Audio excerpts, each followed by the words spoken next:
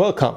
It's Facts You Don't Know. If it's your first time here and you want to find out new facts that will definitely make you smarter and more, well, and first make sure to subscribe and activate the notification bell so you don't miss anything. Altruism pays off in a lot of ways. When you do something good for yourself, there's no surprise. It's like buying your own birthday present.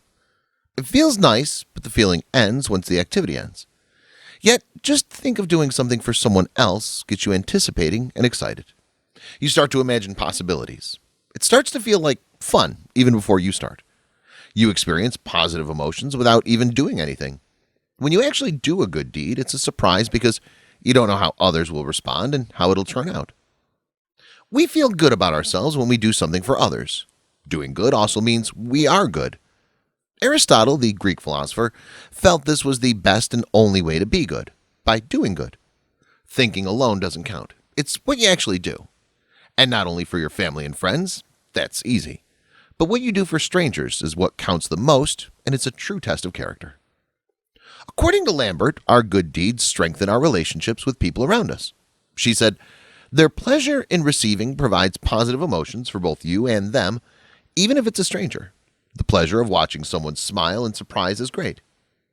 We've all heard the saying, "What goes around comes around." Lambert endorses it.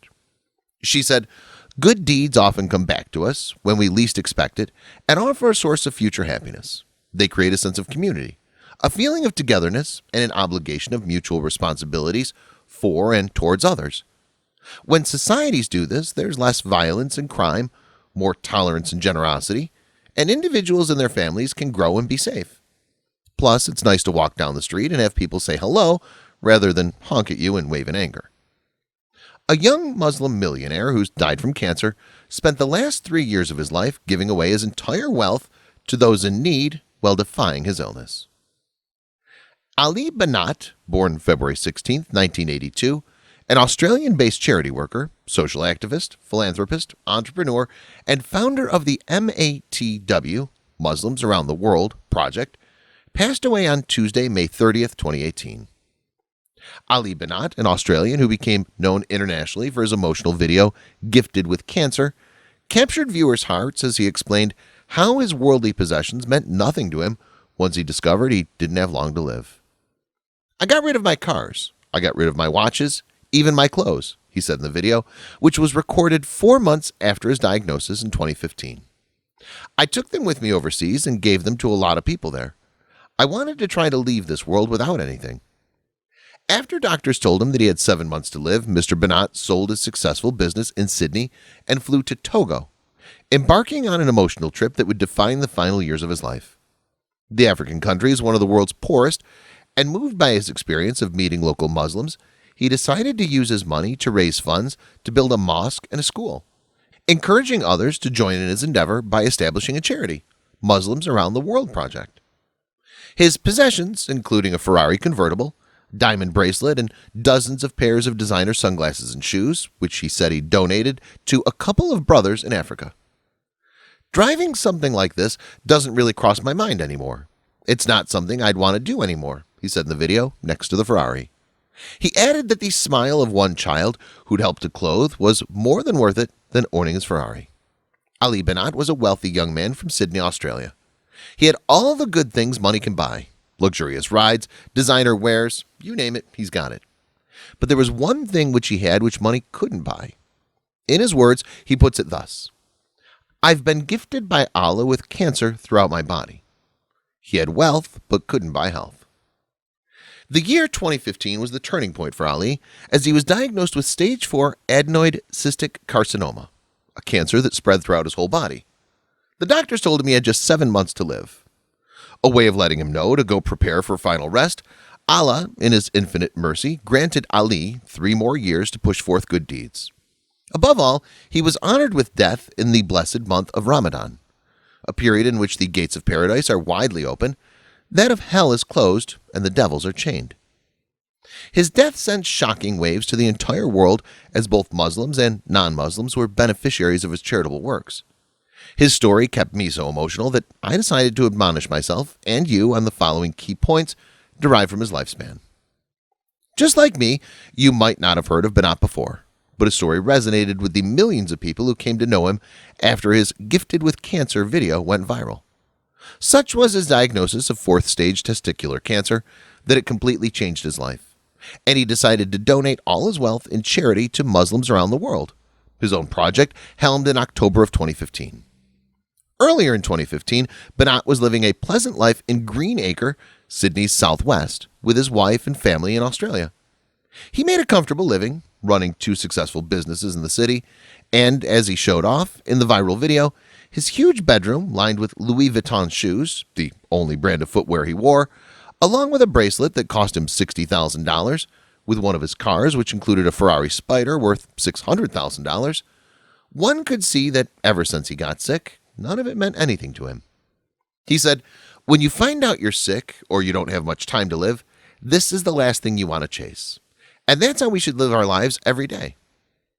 Banat was told by the doctors that he had 7 months to live, but instead he lived another blessed 3 years. In all this time, he was only dedicated to doing good, as he donated his wealth and money to thousands of people across a number of countries, including Togo, Ghana, and Burkina Faso. To make sure that his organization, MATW, was run in good hands, Ali visited various countries in Africa himself and worked hard to find sponsors to see that 100% of the donations would go into the project and not be divided with administrative fees. With the money collected, MATW aimed at building villages for over 200 widows, a mosque, a school that would house 600 orphans, a mini hospital and medical center, as well as businesses to support the local community. Banat also founded the GoFundMe charity organization. His personal bank account in the Commonwealth Bank of Australia was closed without any prior or due notice in September of 2016. Banat was told by doctors that he had 7 months to live, but instead he lived for another 3 years. Muslims and all those beyond are now mourning his death and are backing his hard work charity as they remember his life and the most important of sacrifices he made. At the present moment, by far, a $1,041,438 have been raised for MATW, with more donations pouring in by the second. His legacy and work have motivated every single person to live a meaningful life, even his family, spouse, and relative members who have also started their very own various NGOs to help others. Ali Banat was an inspiration to me and to this world. He had an emotional story to tell the world how he was gifted with cancer. He always had a smile. I'm shattered that he lost his battle to cancer. Please keep him in your prayers. For Banat, his cancer was his blessing because it brought him closer to Allah and his mankind. The reality of life before his diagnosis deemed, more often than not, to be a mere reflection of the shortcomings in his character and his own person. May God indeed give him better than what he prayed for himself and others. I'll conclude with some words from Ali Banat. It all started when I went to the cemetery when a brother that had cancer passed away. And I was at the cemetery and I was just thinking to myself, after you go, there's nothing. There's no one there for you, no mother, no father, no brother, no sister, except for your deeds. Even your money is not going to be there for you. So the only thing that's going to be there for you is charity. And that's the only thing that's going to help you gradually through your time in the grave until you get to your ultimate destination.